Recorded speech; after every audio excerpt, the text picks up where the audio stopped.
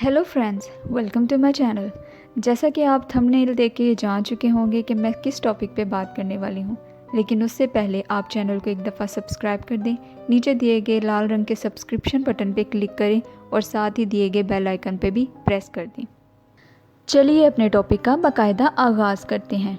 Mother Teresa, जिन्हें कोलकाता की Saint Teresa के नाम से भी जाना जाता है, एक अल्बानवी इंडियन कैथोलिक नन थी जिन्होंने 1950 में मिशनरीज ऑफ चैरिटी की बुनियाद रखी।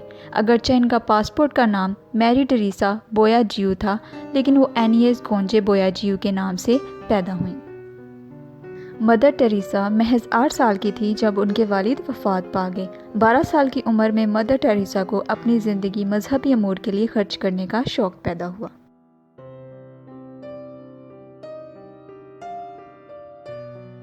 अपनी ज़िंदगी के 18 साल स्कोपिया में गुजारने के बाद मदर टेरेसा ने 18 साल की उम्र में अपना घर बार छोड़ दिया और सिस्टर ऑफ लोरेटो को ज्वाइन किया।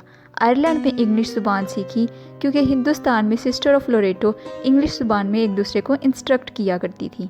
इसके बाद उन्होंने ना अपनी माँ और ना ही अपनी बहन को कभी देखा। पहले स्कोपिये, फिर आयरलैंड और उसके बाद मदर टेरेसा हिंदुस्तान चली आईं। 1929 में ये इंडिया पहुंची। यहाँ इन्होंने बंगाली सीखनी शुरू की। 1931 में उन्होंने अपनी पहली रिलीजियस वॉज ली। 1937 में अपनी पहली सोलम वॉज ली, जबकि वो साथ ही साथ लोरेटो कॉन्वेंट स्कूल में टीचिंग भी कर रही थी। यहाँ उन्होंने 20 साल की खिदमत सर अंजाम दी, जिसके बाद वो हेड मिस्ट्रेस मुंतखब हुई। मदर टेरेसा कोलकाता में अपने इर्द गिर्द फैली गुर्बत से बहुत परेशान थीं।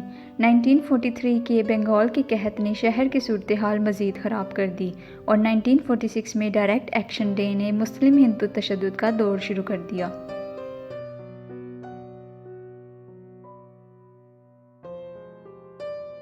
नाइनटीन 1946 में दार्जिलिंग के दौरे के दौरान ट्रेन में मदर टेरेसा ने महसूस किया कि उन्होंने अपने ज़मीर की आवाज़ को जीसस के लिए, हिंदुस्तान के गरीबों की खिदमत के लिए सुना है। 1950s में उन्होंने मिशनरीज ऑफ चैरिटी की बुनियाद रखी और अपने लिए 2 नीली बॉर्डर वाली साड़ी का इंतखाब किया। उन्होंने अपनी बुनियादी medical training Holi family hospital से हासिल की। मदर टेरेसा के अपने मजहबी इज्तिमा की बुनियाद रखने के बाद उनके साथ 4,500 से ज़्यादा नन्स की तादाद बढ़ गई और ये 133 ममालिक में सरगर्म थीं। ये उस जमात से ताल्लुक़ रखती थी जिसका काम लोगों के लिए घरों का इंतज़ाम करना था, जो कि HIV, एड्स, TB, लेप्रोसी जैसे अमराज का शिकार थे। ये जमात soup kitchen, dispensaries, mobile clinic, बच्चों और फैमिली प्लानिंग जैसे प्रोग्राम्स के साथ साथ ऑर्फनेज और स्कूल भी चलाती थी। इस जमात के अरकान गुर्बत और फरमाबरदारी की कस्में खाते और गरीब तरीन लोगों की खिदमत करने का दावा करते थे। मदर टेरेसा को कई नोबेल प्राइज़ भी मिले। 1962 और 1979 में नोबेल प्राइज़ ऑफ पीस से भी नवाजा गया। 4 सितंबर 2016 को उन्हें कैनोनाइज किया गया, जिसका मतलब है कि उन्हें ऑफिशियली सेंट कहा गया, और 5 सितंबर, जो कि उनकी मौत का दिन है, उसको एक ईद के दिन की तरह मनाया जाता है। अपनी ज़िंदगी और मौत के बाद एक मुतनाज़ शख्सियत मदर टेरेसा को उनके खैराती कामों के लिए बहुत से लोगों ने सराहा। 1952 में मदर टेरेसा ने कोलकाता ऑफिशियल्स की मदद से अपना पहला हॉस्पिस खोला। उन्होंने एक एबेंडेंड मंदिर को Kali Ghat house for the dying में तब्दील किया। आज भी अगर मदर टेरेसा का नाम लिया जाए तो सबसे पहले जो ख्याल जहन में आता है वो एक परहेजगार खातून का है, जिनके इरादे बहुत पाकीज़ा थे और एक मुस्कुराहट थी जिसने सबको अपने फजल से खुशामदीद कहा, लेकिन हकीकत इस तस्वुर से दूर भी हो सकती है।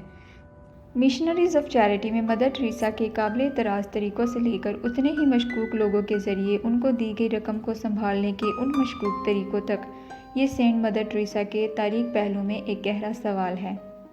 1994 में एक documentary film Hell's Angel mother Teresa के नाम पर होने वाली बहुत सी तनकीदों में से पहली तनकीद सामने आना शुरू हुई। डॉक्यूमेंट्री फिल्म की सरबराही एक ऐसे शख्स ने की जो mother Teresa missionaries of charity का रज़ाकार था। डॉक्यूमेंट्री फिल्म में हॉस्पिसेस और सूप हाउसेस की सफाई पर सख्त तनकीद की गई। एनी शाहिदीन का कहना था कि मदर टेरेसा की नज़रों में शदीद बीमार अफराद की हिफाजत का कोई ख्याल न था। मुख्तलिफ दीगर मरीज़ों के लिए वही इंजेक्शन नीडल्स इस्तेमाल की जाती जो पहले से इस्तेमाल शुदा थीं। ये सब ऐसी जगह हो रहा था जहाँ पे HIV एड्स जैसे मरीज़ भी मौजूद थे। स्टाफ मेडिकली ट्रेंड भी ना था। बहुत से कैंपों में मरीज़ों के नहाने के लिए वाटर हीटर लगाने से इनकार भी मदर टेरेसा और मिशनरीज़ की शख्सियत को खूब उजागर करता है। मैरी लॉर्डन के एक इंटरव्यू में उन्होंने बताया कि हाउस फॉर द डाइंग की सहूलियात देखकर उन्हें वर्ल्ड वॉर 1 की सहूलियात की याद आ गई, क्योंकि यहाँ से बुनियादी चारपाइयों के अलावा कुछ ना था। कोई बाग, कोई सहन ना था। मरने वाले मरीज़ों को एस्पिरिन के अलावा और कोई दवा ना दी जाती। इस्तेमाल शुदा ड्रिप नीडल्स को स्टेरिलाइज ना किया जाता, क्योंकि नर्स को इससे कोई फ़ायदा नज़र नहीं आता था। इसके साथ उन्होंने बयान किया कि किस तरह 15 साल लड़का जो काबिल इलाज था उसको मुकामी हॉस्पिटल भेजना चाहिए था, मगर नर्स के इनकार से वो मर गया। बहुत से लोगों ने इन सब बातों का नतीजा ये निकाला कि मदर टेरेसा उन लोगों का फ़ायदा उठाकर दुनिया के सामने अपनी हमदर्द होने की तस्वीर को उजागर करना चाहती थी। बहुत से लोग इस नतीजे पर पहुंचेंगे कि हिंदुस्तान जैसे गरीब इलाके में काम करने का मतलब फ़ंड्स की कमी भी तो हो सकती है, लेकिन ये दावा गलत है, क्योंकि मदर टेरेसा ने दुनिया भर से $30 मिलियन फ़ंड्स इकट्ठे किए, और वो भी अकेली।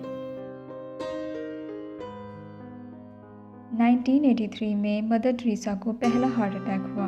उसके बाद 1989 में दूसरा हार्ट अटैक हुआ। 1991 में निमोनिया के बाद उन्हें हार्ट प्रॉब्लम रहने लगी। 1996 में मदर टेरेसा के गिरने पर उनकी कॉलर बोन टूट गई। 4 महीनों बाद मलेरिया और हार्ट फेलियर का शिकार हो गई। हेनरी सेबेस्टियन डिसूज़ा ने मदर टेरेसा पर उनकी इजाज़त के बाद एक्सॉर्सिज्म किया जब वो हॉस्पिटल में थीं, क्योंकि वो ये सोचते थे कि मदर टेरेसा पर किसी शैतान ने वार किया है। 1997 13 मार्च मदर टेरेसा ने फाइनली मिशनरीज़ ऑफ चैरिटी से रिज़ाइन किया, और 5 सितंबर 1997 को मदर टेरेसा इस दुनिया को छोड़कर चली गईं।